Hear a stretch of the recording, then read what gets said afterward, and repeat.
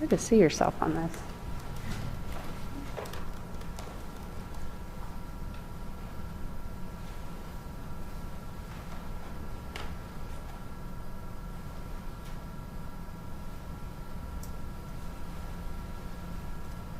We need to adjust it right in the beginning and all the other ways that can be out there.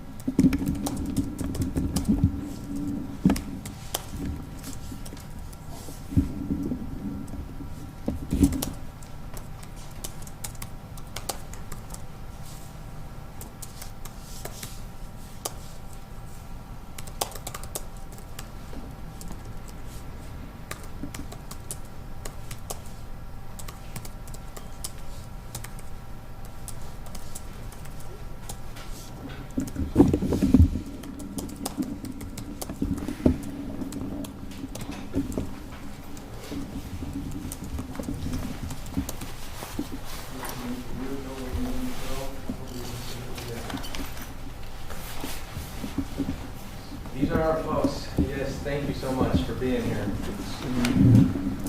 Sir, you're going to be right there? I just have to put that pin on and then I Yeah. can move. Okay, I'll just, I'm usually Yeah, right probably right back there. Where's the camera for the interpreter? Which one is going to be on me? Are we just being the same? It's not going to be Zoom. It's going to be Same shot? so Okay, we need this you in one the here. shot with Right. the mayor. Yeah, they'll close. Thing, but as long as, I can do this? That You works. guys work with them and let them know. I appreciate it. Thank you so much. once I get it started, I'll try and capture you and the speaker in the background. And then I'll just move up.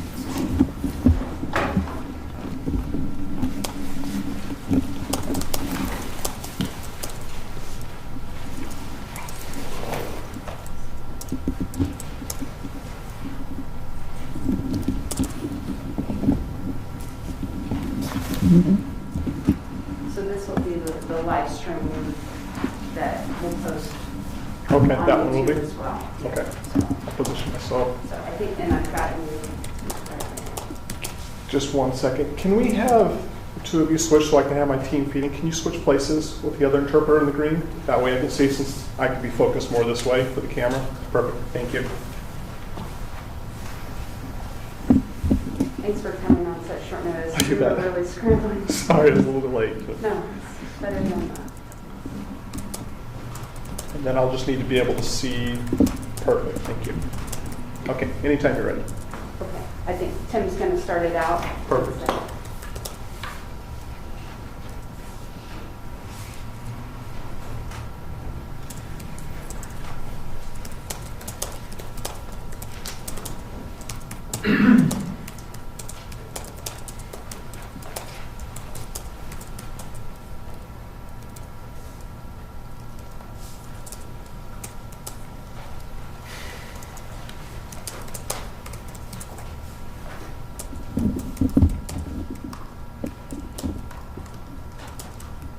Can you see my hand on this side on my camera? I can't see my selfie on that. Go again? You can see my right hand.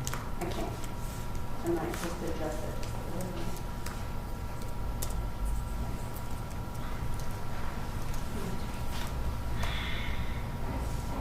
Yeah, I've got you.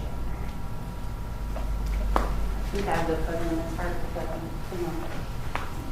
I'll just adjust it if I need to right now.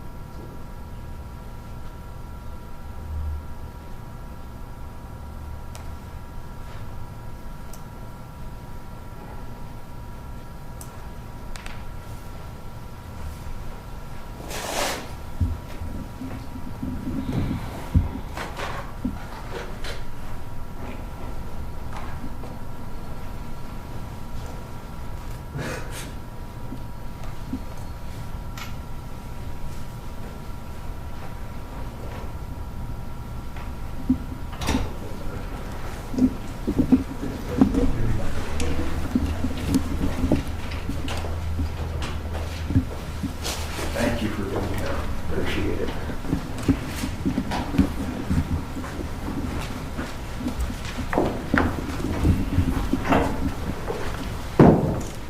Oh, we're going to stand here. I get it. You're all situated, you've got the coffee back there, good to go. Big crowd. Thank you everybody for your patience, your incredible patience. We totally appreciate it as we work to ensure that we have an ASL interpreter here alongside of us, and I know it's been a little bit overdue, but today we're going to be hearing from Mayor Ted Wheeler and then Portland Police Bureau Chief Chuck Lovell, and he will be followed by Multnomah County District Attorney Mike Schmidt. So let's get right to it. Hand the microphone over to Mayor Ted Wheeler. Thank you, Tim.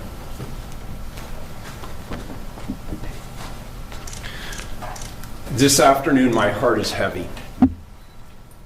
My heart goes out to the family and the friends of the man who was killed last night on the streets of our city. I mourn with you. I'm going to support the police chief and the district attorney in apprehending and holding accountable those who are responsible for the homicide last night. I stand here with the police chief and the district attorney to again denounce the violence. The tragedy of last night cannot be repeated. All of us must take a stance against violence. And it doesn't matter who you are or what your politics are, we have to all stop the violence. For those of you saying on Twitter this morning that you plan to come to Portland to seek retribution, I'm calling on you to stay away. You, of course, have a constitutional right to be here, but we're asking you to stay away and work with us to help us de-escalate this situation. And Portlanders, I'm asking all of us to do our part too. One death is one death too many. Join me in denouncing all violence. Let's pull together in the name of peace and humanity. We don't always have to agree, but we've long done so without violence. That's part of what makes this nation strong. Let's end this long, hard summer and come together and work to support and lift each other, not tear each other apart. I'm going to continue to work with the community on the historic changes that we've already made and have committed to making as we reimagine what public safety and racial justice can look like in our community. And we'll continue to do that work in the weeks and the months ahead. There's so much work to do, and I'll be intentionally engaging the public as we proceed to engage in that hard work together. Yesterday's events began with hundreds of cars filled with supporters of the president, rallying in Clackamas County and then driving through downtown Portland. They were supported and energized by the president himself. President Trump, for 4 years, we've had to live with you and your racist attacks on black people. We learned early about your sexist attitudes towards women. We've had to endure clips of you mocking a disabled man. We've had to listen to your anti-democratic attacks on journalists. We've read your tweets slamming private citizens to the point of receiving death threats. And we've listened to your attacks on immigrants. We've listened to you label Mexicans rapists. We've heard you say that John McCain wasn't a hero because he was a prisoner of war. And now you're attacking Democratic mayors and the very institutions of democracy that have served this nation well since its founding. Do you seriously wonder, Mr. President, why this is the first time in decades that America has seen this level of violence? It's you who have created the hate and the division. It's you who have not found a way to say the names of black people killed by police officers, even as people in law enforcement have. And it's you who claimed that white supremacists are good people. Your campaign of fear is as anti-democratic as anything you've done to create hate and vitriol in our beautiful country. You've tried to divide us more than any other figure in modern history. And now you want me to stop the violence that you helped create. What America needs is for you to be stopped so that we can come back together as one America while recognizing that we must demand that all people, black, brown, white, every color, from every political persuasion, pull together and hold all people accountable in stopping racism and violence, and we together are peaceful again under new leadership that reflects who we really are, we the people of this great nation. President Trump, you bring no peace. You bring no respect to our democracy. You, Mr. President, need to do your job as the leader of this nation. And I, Mr. President, will do my job as the mayor of this city. And we will both be held accountable, as we should. I'm also calling out every other elected official in Oregon to join me, not only in defeating racism, but also in helping me to stop the violence, as we are and will continue to be held accountable by all of our residents. Today, we need to decide who we are and where we want to go from here. Don't let this be the spark that sets off an acceleration of hostilities in our beautiful city. Those are not our values. What happened last night does not move us forward. It sets us back. I know the values of this community. I was born and raised here. I found my living here. I raised my family here. This is where I want to be, and I know the values of this community. We want to protest powerfully and peacefully. We believe that Black Lives Matter. And we believe that it's the responsibility of our leaders to ensure that the systems that we have in place to protect and serve do so equitably. Let's engage with each other in thoughtful dialogue about reform and use the power of our shared values to move forward together. We must recommit our energy and our resources to advancing the work of reform and the transformation of our systems. We've seen the positive power of collective and focused and nonviolent action. We've seen the change. Our responsibility to each other is to keep moving forward. Portland is counting on its leaders, the city, the county, the state, our federal partners, to partner and use the collective power of our officers to create a better future for all of us. Thank you.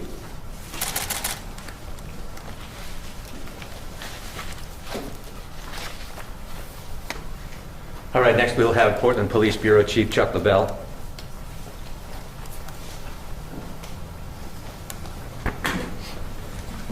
Thank you, Tim. Last night, Portland witnessed another homicide, this time in downtown Portland. There are many who are sharing information on social media or jumping to conclusions that are not based in fact. A human being lost their life last night, and it's critical that everyone refrain from conjecture and allow us to gather the evidence and statements needed to hold the person who did this responsible for this heinous act. We ask that anyone with information or video or eyewitness accounts please come forward and share that information with our investigators so we can quickly resolve this case. Prior to the shooting, there was a political rally involving a vehicle caravan that traveled through Portland for several hours. There were some skirmishes between rally-goers and counter-demonstrators, and police made several arrests. The caravan covered miles of area, and officers responded to different locations as identified problems arose and provided a presence and even made arrests when warranted. The vehicle caravan had already cleared the area when the shooting occurred near Southwest 3rd and Alder. This is an active investigation, and our detectives are gathering information to determine what happened and what led up to this death. In order to protect the integrity of this case, we cannot release any specific details at this time. Our Constitution permits freedom of speech and assembly, and individuals are free to disagree. But criminal activity, especially violence, is out of bounds.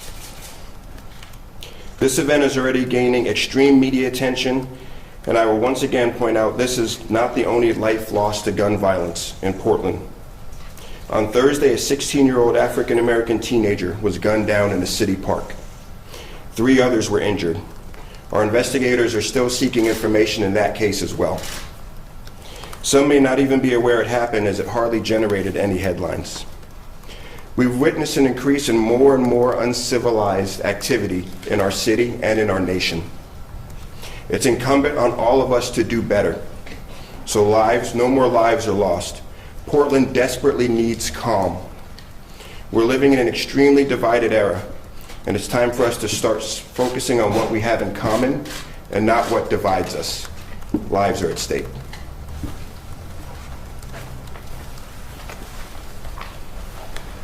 And last, we'll bring up Multnomah County District Attorney Mike Schmidt. We ask that you hold the questions until after, and then when you do ask a question, let us know who you would like the question to be directed to, and then we'll step to the microphone as necessary.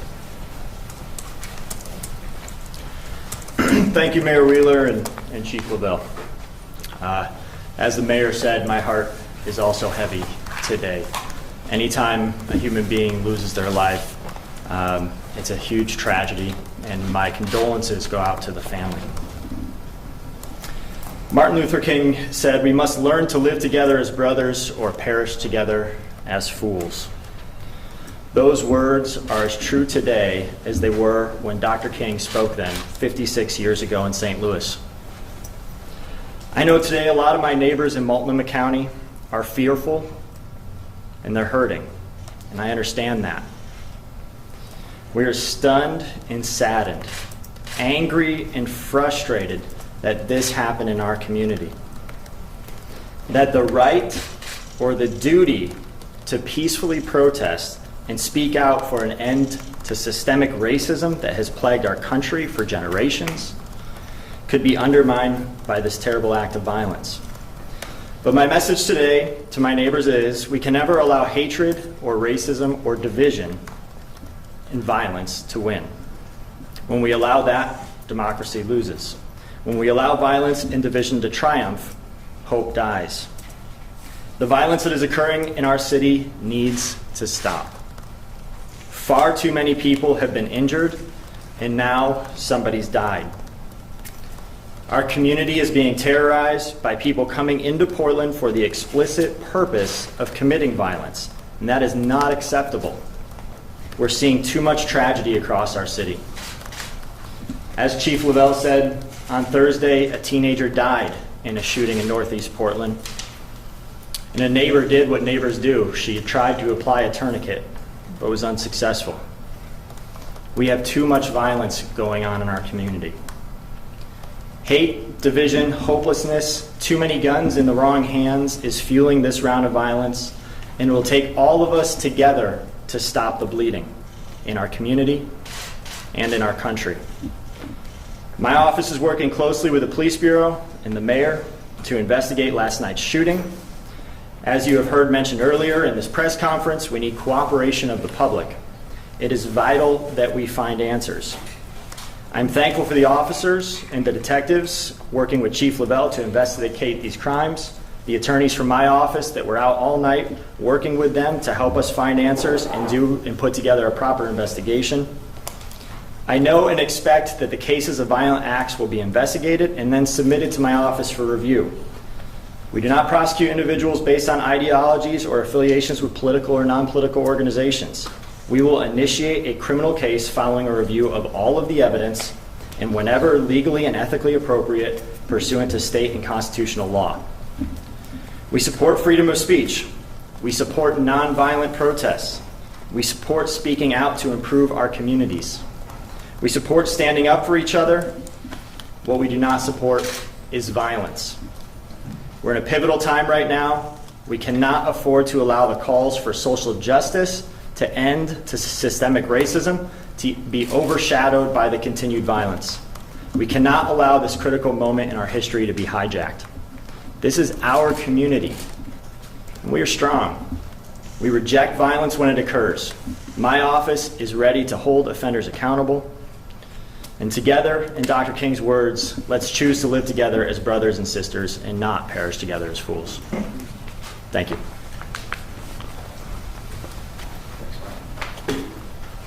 Thank you, Mike. Okay, we're going to now open up the floor for questions. And again, identify which outlet you are with, your name, and then your question and who it's directed at, or maybe in the other order, who it's directed at, and then your question. And let's begin. Who's got a question? Hillary Ward from Oregonian. Okay. I'd like to hear from the mayor and the chief what kind of planning you had ahead of last night's demonstration, since it seemed there was a high likelihood for person-on-person violence. Okay. Chief.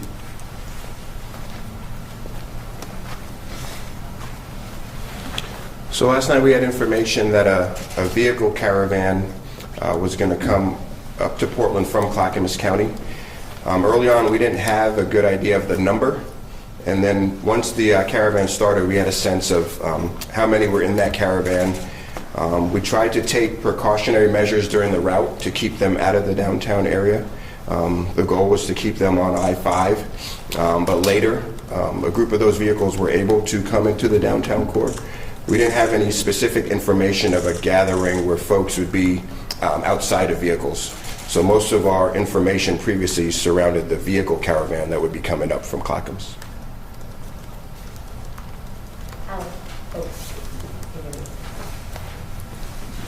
I don't have much to say beyond that, except that, of course, we were monitoring the situation on social media, and we chose not to publicize it. We didn't think that would help de-escalate the situation or any potential flashpoints.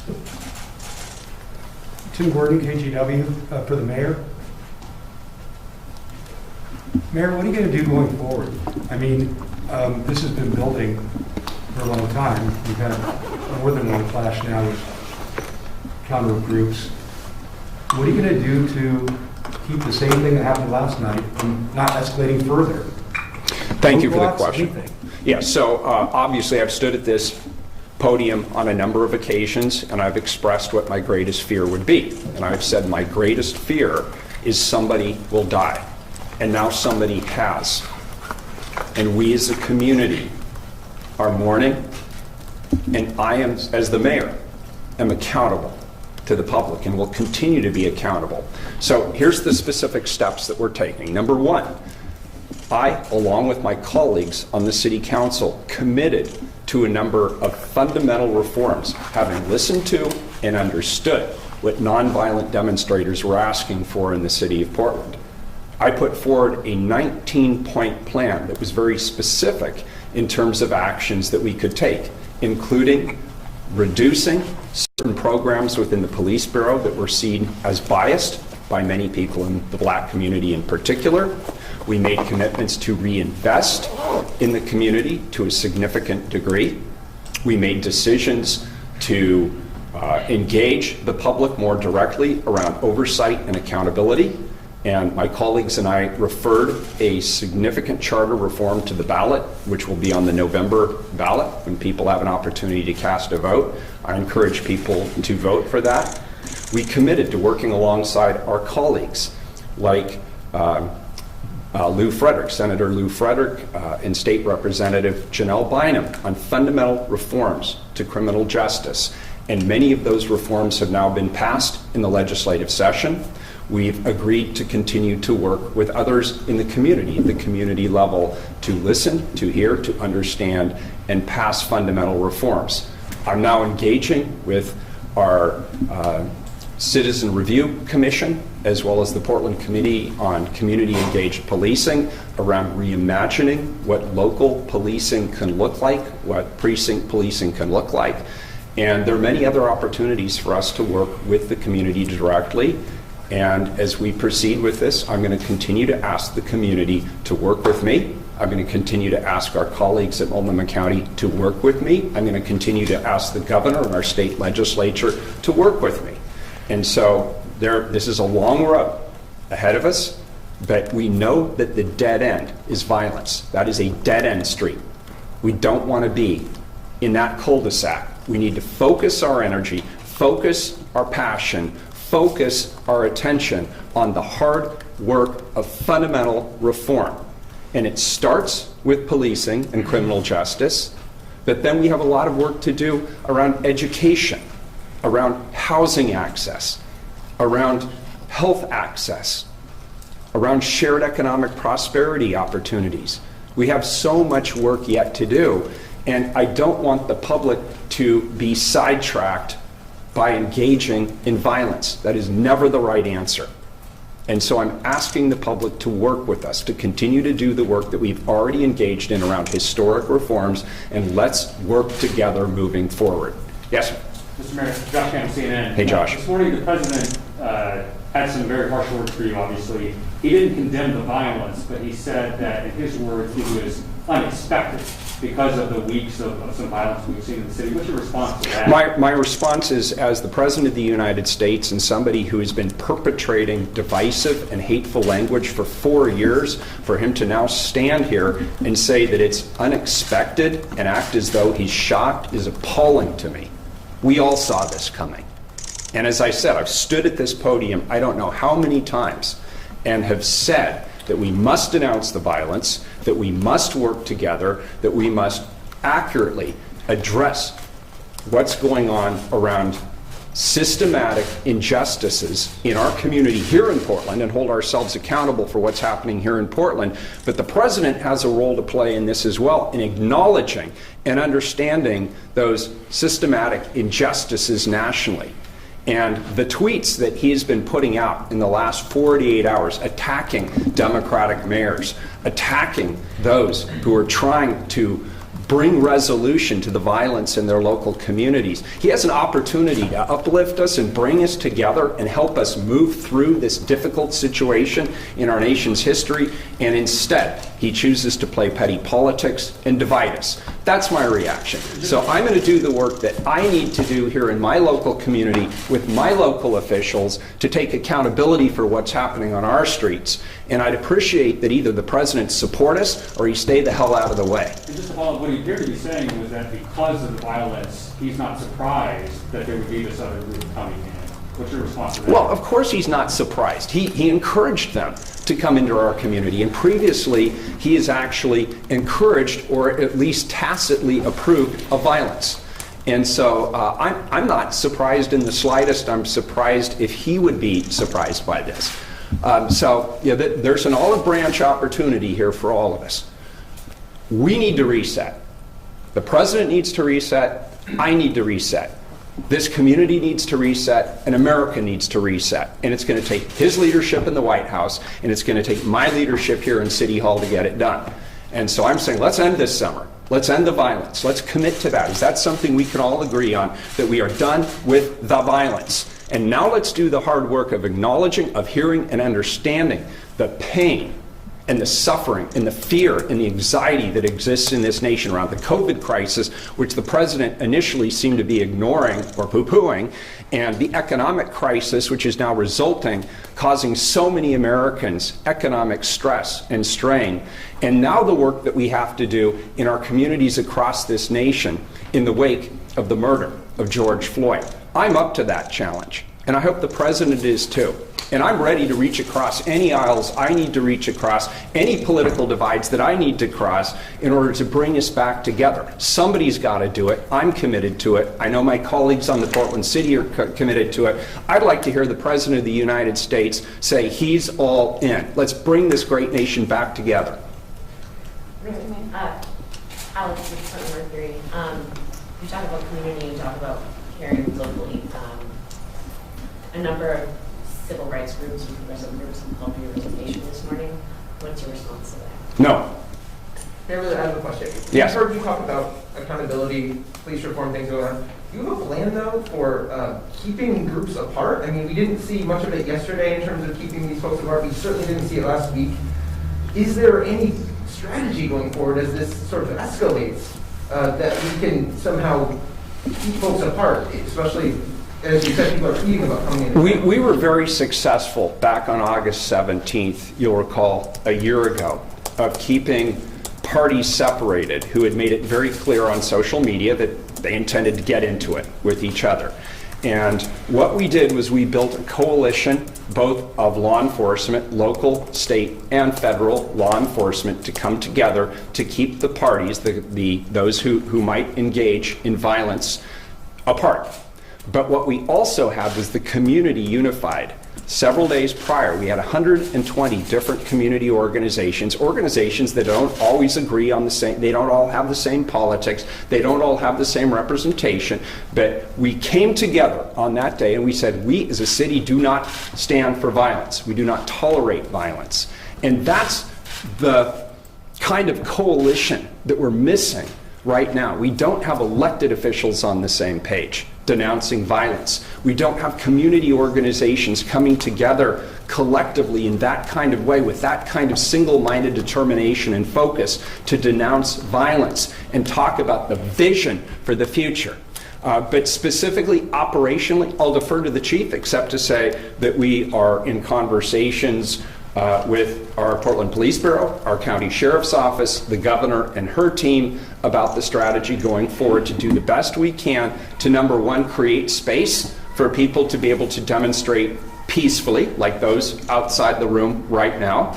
And on the other hand, make it crystal clear, we do not tolerate violence, we do not tolerate criminal destruction, and we will hold you accountable for those activities. Have you asked the governor for National Guard involvement last night? As you know, on two prior occasions, I have asked the governor for the National Guard. She declined in those two circumstances, but we are in communication now.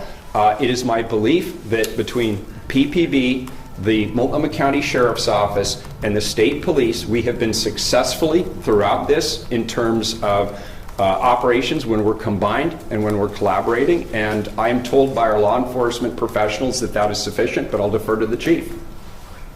Mayor Whitaker, you mentioned Did you want to say something on that?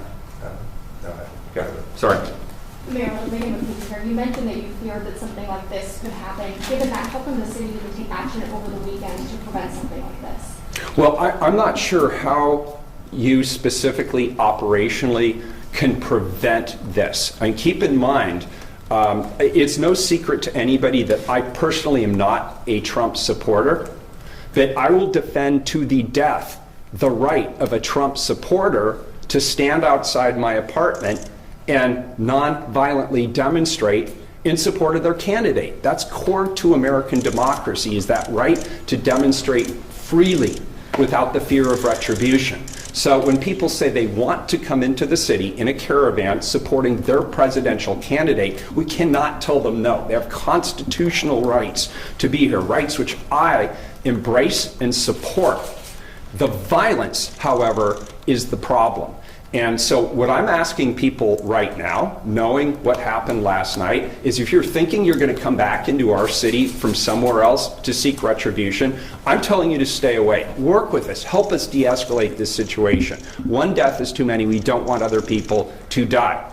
So that's what I'm asking people from outside to do. What I'm asking all of us as Portlanders to do is do our part too. Let's not take the bait. Let's not engage. And if you see people doing things that look violent or destructive, say something. Do something. Don't just be passive. Because ultimately, when we see examples of violence, that undermines our democracy. This democracy is dependent upon us having differences of opinion and being able to vet differences of opinion and being able to have uncomfortable conversations without resorting to violence. So I've asked the president to do his part. I will do my part too. We both have an important role to play. We will both be held accountable. Bridget Chavez is speaking. Hi, Bridget. Why did we not see police presence? We've seen heavy police presence at other protests when it's just after this, but now why are we seeing a lack of force outside on these protests this weekend and last weekend? We had a strong presence yesterday.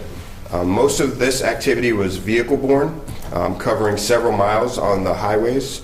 So we did have officers in vehicles. We had our traffic division. We had folks stationed at different areas. But it's very difficult when you have small groups of people spread throughout the city too, who sometimes engage in violence acts with each other. I mean, we only have limited resources, so we can't be everywhere at the same time. The prior Saturday, we had, I think, about 30 officers working. So, I mean, our resources were strained. We had an event the night before that required our crowd control resources. We had to staff for an event Saturday night, later that night, and also still answer calls for service. So we were only able to bring together that limited amount of resources for the Saturday afternoon portion. And it's just not always operationally feasible to insert that small number of officers in between two crowds who are hostile towards one another and engaged. It's just not necessarily operationally safe all the time to get in the middle of that. Has an arrest been made? In which case? Last night. No, not at this time. Chief, can you say how many officers you had on last night? There were 30 last weekend. How many this weekend? I don't know the exact number. I'd have to go back and check, but we can get that to you. Chief, the organizer of the rally yesterday, the Trump rally, said on a video that was posted on social media that he had been working closely with law enforcement. Did they have a permit? Did they have some kind of permit, and how closely did you work together with that group before the rally started, the caravan started? Sure. To my knowledge, we had spoken to folks to try to get a sense of what the route would be and encourage the route to not be through the downtown core. Did you have a commitment that that would be the case? I don't know if we had a commitment, but I know we had conversations around it. Chief, you've spoken about officers slashing tires when there's a need for life safety. Last night we saw numerous videos, at least, of vehicles driving towards crowds of people, and officers were there as well. Why were those tactics not used yesterday? Well, it depends on the circumstance. I think vehicles and protesters on foot are just a bad mix in general.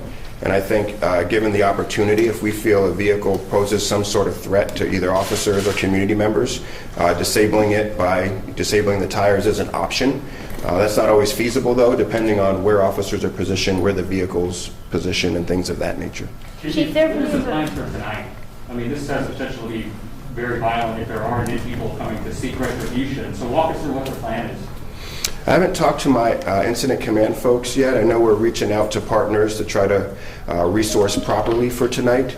I'm not sure what we have in the way of intelligence, but it's very possible that what happened last night could play a factor in what happens tonight. So we want to make sure we've reached out to everyone we can to get the proper resources in place. Hey, Chief. Dana Haynes from the Portland Tribune. In 2018 and 19, we had protests that were right versus left and brawls in the park. In 2020, we've had the Black Lives Matter and the systemic racism violence. Was last night one of those and not the other, or has the Venn diagram gotten such that they were blurred? Was that a brawl in the park like we saw in 2019? Was that a Black Lives Matters? Have you been able to isolate what happened last night as far as the nature of it? I don't think I'd be able to classify kind of the nature of that particular interaction. To me, it could have just been a skirmish between two small groups or a problem that erupted between individuals. So it's hard for me to classify it as more of a Black Lives Matter thing or like a, kind of political ideology case. But I think as we get further into the investigation, we might learn more. Chief, some of the folks with the caravan had paintball guns, bear spray. Protesters were in the crosswalks and cars were driving through and almost running over them. Are you going to be seeking to build any cases off of those instances, against those individuals? Potentially, it would depend what information comes forward. For us, we were able to make, I think, about 10 arrests on individual skirmishes or things that happen that we could identify and take action on. But I mean, with a caravan that big covering that much area, we use our resources to really keep people safe. But if we do get information that leads to a prosecutable case, we'll follow up on that. Chief, you mentioned concerns about misinformation. Can you give us any information on the victim to create some clarity here? I don't have any specific information on the victim that I can release at this time, but I do know as these kind of transpire, social media becomes very rampant with information, which isn't always factual. So I just want to make people mindful, be careful what you believe on social media. We're investigating. We'll be releasing information at different steps of the process, and we'll keep you guys posted there. Do you know if the shooting was politically motivated? I do not know that, no. Chief Mike from New York Times, you're saying, or we've seen basically here peers, gunshots fired from both sides, if you want to call it two sides here, in the last few weeks. If you're saying it's operationally not feasible to keep those two sides apart, what's going to stop this from escalating to an open firefight in the streets? I hope it doesn't come to that. We have a finite resource of officers, and we have these activities taking place all throughout the city. The downtown core, our police precincts, our union offices, and several, random places. So we can't be everywhere at once. The issue with firearms is very troubling to us, but people do have a constitutional right to carry firearms legally. So it's hard to prevent. I mean, some of the instances that take place, you're talking split second, a couple seconds. So a lot of times we're not right there to see things happen. I think the best we can do is message to people that we want a safe city, and we ask them not to come downtown or to these other places with firearms, not engage in violent acts of crime. And I think, where we can, we have our resources stationed and we take action when we can. We've made several hundred arrests throughout these protests. So we've been out there 90 plus nights straight doing our best to keep the city safe and to keep these interactions from happening. But it's hard to be in absolutes and say, we can be here and prevent these skirmishes from happening. Are you close to needing the National Guard? I think we need additional resources. I think Oregon State Police have been a great partner for us. Multnomah County has been a great partner for us. As we see these things develop, it may get to that point, but I think right now it's really kind of determining what we have available as far as resources and what we're facing as far as violent crowd activity. What would be the reason not to call in the National Guard? Like, what's the hesitancy there, to live on it? I mean, I don't have a hesitancy one way or the other. I think if it comes to the point where we look at our resources and we look at the problem facing us, and that seems like the best option to assist, then that's what will need to happen. Either the chief or the mayor, are you considering a curfew for tonight? I'm not sure, honestly. I probably will know more after I talk to my incident management team folks, but You know, we had a curfew early on in this, and it wasn't very successful. We still had very large crowds at that time. But I would say it's not something that's totally off the table, but it's not something I don't think we're looking at this moment. I'm sorry. About resources. Last night there was lots of pockets of violence. Some of the reports we have bruises from it, paintballs, mace, fistfights. We didn't see any police officers for, in most of these. And so I'm asking, were you trying to insert yourself and separate the groups? Or were you saying, because you don't have enough officers, you're going to stay away and just let this play out? No, we had our resources focused on the vehicular part of the event yesterday. There were some skirmishes that took place on the street, to my understanding. But when we have those resources, and even the homicide last night, we had resources nearby. They just weren't right there when it happened. Just follow real quick. I mean, well, I'm thinking of like police officers, visible. There was no police officers visible. Fistfights would go on for a while. Are you thinking about adding just playing like police officers on corners and stuff just to have a presence? That's possible, but I think for us, it's like, where can we deploy officers where they're safe? It doesn't help to have one officer in a place where they're kind of in the middle of something and can't respond and don't have cover to keep themselves safe. So I think it's really a resource issue in that how do we operationalize the most effective groups of officers in places, but we never know where these are going to take place.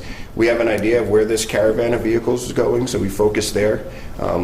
Throughout the downtown core, there's a lot of street corners, parking structures, things of that nature where these things can happen, and it's hard to have officers at all of these at all times.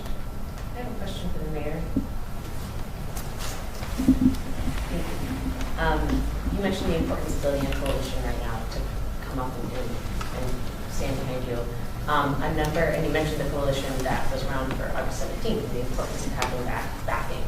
A number of groups within that coalition are the groups that are calling for your resignation. And while you aren't going to resign, you said you're not planning on resigning, I'm curious just your thoughts on how you can speak to those coalition members so they can actually have your back in the way that you're hoping. That's a fantastic question, and I appreciate you asking. The question is, how do I create the same coalition I created last August when some of the members of the coalition are in fact calling for my resignation? And the answer is because it's not all about me. It's about the community. It's about who we are. It's about who we want to be. And it's about taking a stand against violence. And even last year, a number of those coalition groups spoke out against me at the press conference, which I had organized. And I was okay with it, because it's okay to have differences of opinion when it comes to politics. But what isn't okay, and where we should have no difference of opinion, is when it comes to violence. We should all stand together. And it doesn't matter what our political affiliations are, whether we like each other. We should stand together because we denounce violence. And we know that it's not the right way to solve our political differences. And so I will continue to reach out to whoever will work with me to denounce violence and bring this to a peaceful conclusion. I will reach out to whoever wants to work with me and my colleagues as we move forward on reimagining what policing can be so that it's equitable for everybody. And for those who don't want to work with me, maybe they'd work with one of my colleagues, or maybe they work with Mike, or maybe they'd work with the chief. This is an all hands on deck call. And so in the days ahead, that's what we're doing. In fact, this morning I spoke to a number of leaders in the Black community and talked about the importance of not only their engagement, but the importance of their leadership as we move forward. Because ultimately the community will listen to them, I believe, at a time when we're having this national reckoning around racial justice and equity and police reform. And so we'll continue to work to build the coalitions that we can to stand in opposition to violence. Mayor, following up on that, if I could. President Trump is watching this right now because he's just on his favorite medium, is talking about you. And he says, he has a number of negative things to say about you, but he says that Wheeler would like to blame me and the federal government for going in, but he hasn't seen anything yet. Do you take that as a threat to send in more federal forces, or do you think that just continues this ongoing process? It's classic Trump. Mr. President, how can you think that a comment like that, if you're watching this, is in any way helpful? It's an aggressive stance. It is not collaborative. I certainly reached out, I believe in a collaborative manner, by saying earlier that you need to do your part and I need to do my part, and then we both need to be held accountable. And I think it would be helpful not for me to tell you how to do your job, because frankly I don't appreciate it when you tell me how to do mine, but this would be a really good time for all of us to stand together, to lock arms, to denounce the violence, to make a commitment to the kind of changes and reforms that the people in this country are demanding, and let's work together. Wouldn't that be a message? Donald Trump and Ted Wheeler working together to help move this country forward. Why don't we try that for a change? Have you spoken to the president? No, I've never met the president. Mayor, if I could follow up on something. Joanne Hardesty's coming up with a plan to transition herself as police commissioner. What do you think about that? She and I have had many conversations about bureaus. She knows that we will be making a bureau shift in the near term as Commissioner-elect Ryan joins us in just about a week and a half, and I haven't had a number of conversations with Dan. I have no plans to transfer the police bureau at this point. When we know what the constitution of the council is in January, everything's on the table. Mayor Wheeler, you mentioned this idea of responsibility. You know, here in Portland, the buck stops with you. Do you think you're taking enough responsibility for the violence we've seen through the protests in Portland? I ask myself that question every day. I go to bed with that question foremost in my mind, and when I wake up in the morning, that's the first question I ask myself. Am I doing everything that I possibly can to end the violence in this community? Am I doing everything I possibly can to hear and understand different perspectives about what people want our community to be and how they want to envision it going forward? Am I doing everything that I can to meaningfully engage the community as we go through this time of crisis together? Make no mistake about it, this is a very challenging time for everyone. There's a lot of anxiety, there's a lot of fear, there's this is a time when this generation is being called to rise up. And I ask myself, what more do I need to do at each and every moment? And sometimes, honestly, I've found myself coming up short. And when I come up short, I acknowledge it, I admit it, and then I move on. I fix what needs to be fixed, and I work with whoever I need to work with to make things right. And that's the path that we're on. Mayor Wheeler, I'm Doug Siddiqui with Yes. the Washington Post. So there was just sort of this palpable sense of, something might go wrong yesterday, and I think it's a fairly predictable outcome when you have two sort of diametrically opposed groups meeting in this fashion. Would you say the city did everything in its power to avoid this outcome yesterday? It's hard for me to stand here today with a human being dead and say we did everything we possibly could. Either myself individually as the mayor of this city or people in the community at large. It's hard for me to sit here and make that proclamation over somebody who has lost their lives. And I think about that family and what they're going through today. So I can't make that statement today, and I think it would be preposterous for me to do so. But I'm certainly being introspective. I'm working with my team and others, and we're talking about how do we make sure that that is the only time somebody dies on the streets of our city that way. It was one too many.